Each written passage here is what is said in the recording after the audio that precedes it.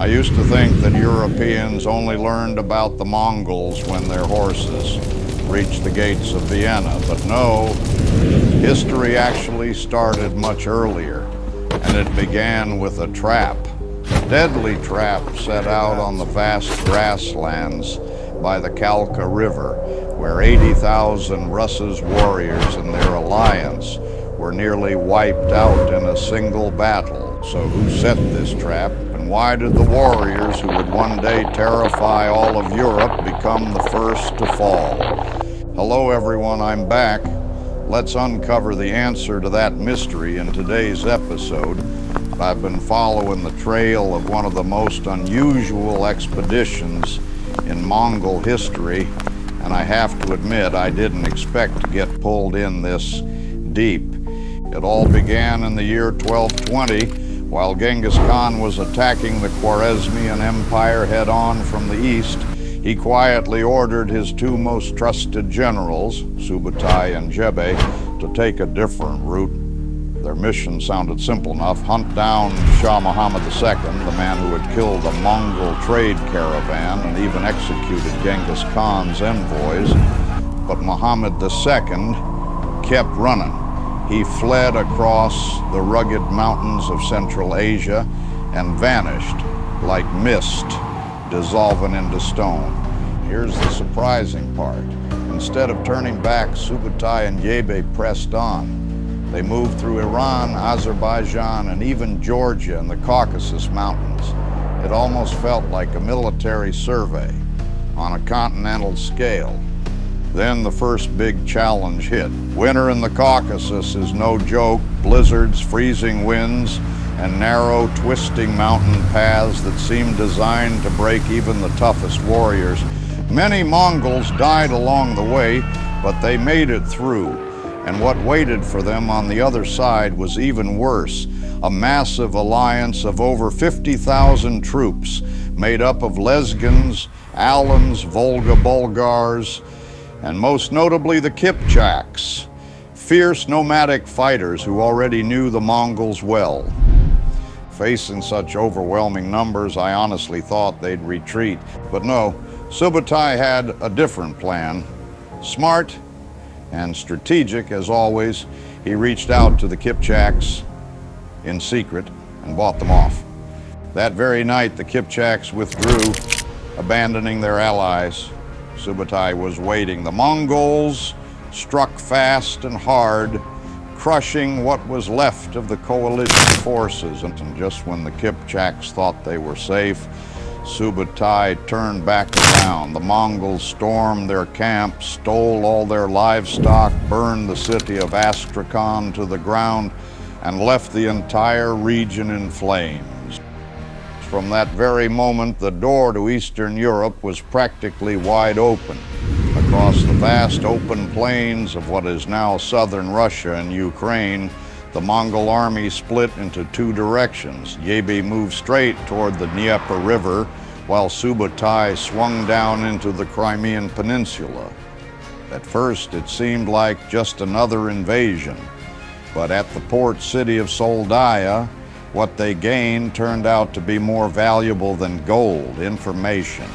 I honestly didn't expect it, but the first people to provide data about Europe were the merchants of Venice, skilled traders.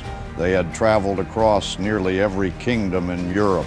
Thanks to them, Subutai got his very first rough map of the lands beyond the Carpathian Mountains, which kingdoms existed, the main trade routes, the rivalries between them, and most importantly, where their weaknesses lay.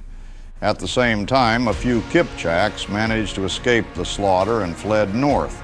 They carried with them terrifying memories, and of course, a cry for revenge. I'm still not sure whether this was a stroke of bad luck or strange fortune, but for the first time in years, the Rus principalities decided to unite. Roughly 80,000 troops, mostly cavalry, from Kiev, Galicia, Chernigov, and other regions joined forces. They believed that if they acted quickly, they could crush the eastern threat before it fully arrived. But the European giants made a fatal mistake. They captured and executed the Mongol envoys, and as we know, for the Mongols, that was an unforgivable act. And just as I suspected, Subutai didn't strike back immediately. He did the opposite. He pulled his troops back, pretended to retreat, and waited. The Rus believed the enemy was in panic, so they rushed to pursue. They split into smaller groups, poorly organized, chasing the Mongols day after day for 8 straight days. Then came the 9th day. The Kipchak vanguard, too eager and far ahead of the others, engaged the Mongols. That's when Subutai made his move. He crossed the Kalka River, drawing the Kipchaks across, and left the Rus trailing behind. At that moment, every piece was in place. Subutai unleashed his heavy cavalry and a direct charge against the Kipchaks who had just crossed the river, while his horse archers circled back and rained arrows on the disorganized Rus forces still arriving in scattered groups. I couldn't believe how precise the whole battlefield was, like a steel trap snapping shut from every direction.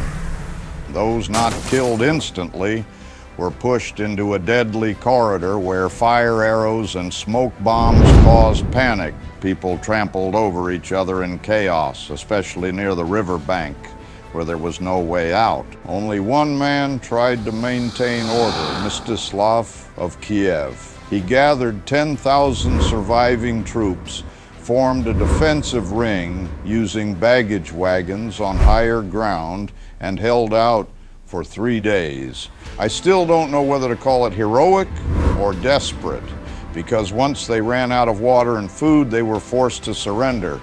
But the Mongols hadn't forgotten the murdered envoys. The moment the Rus soldiers stepped out of their shelter, they were cut down on the spot. Those who tried to flee were picked off one by Mongol archers.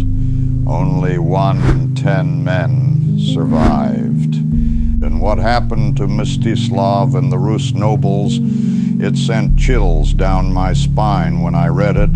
They were tied up, laid beneath a wooden platform, while the Mongol generals held a feast on top of them. Revenge that was symbolic, brutal, and haunting.